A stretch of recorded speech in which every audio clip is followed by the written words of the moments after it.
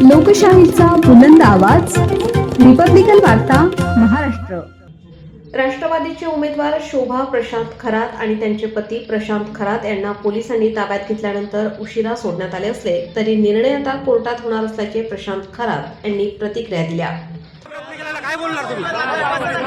हे जे मतमोजणी केली आहे मतमोजणी केलेली आहे आणि जे निकाल आहेत ते बदलण्यात आलेले आहेत।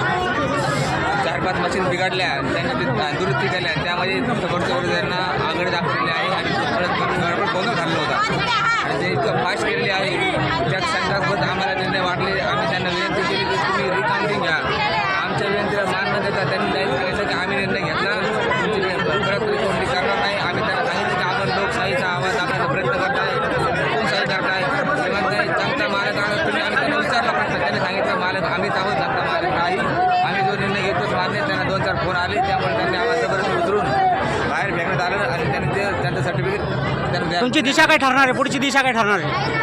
कायदेशीर मार्गाने लढू आम्ही। आम्हाला अजून कोर्टावर विश्वास आहे, कोर्टात जाऊन पूर्ण निर्णय घेण्यात। धन्यवाद धन्यवाद। रिपब्लिकन वार्ता महाराष्ट्र प्रतिनिधी Salim Syed. Subscribe now and press the bell icon. Never miss an update.